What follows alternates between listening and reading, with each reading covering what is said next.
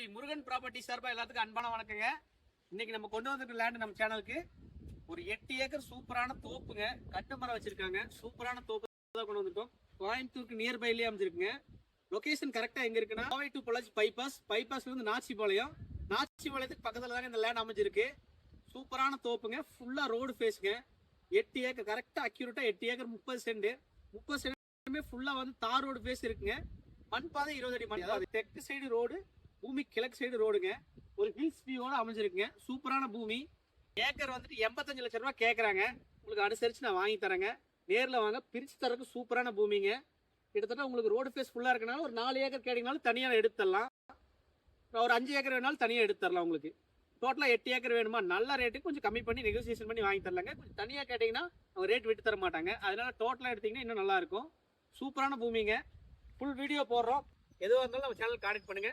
நன்றி, வணக்கம்.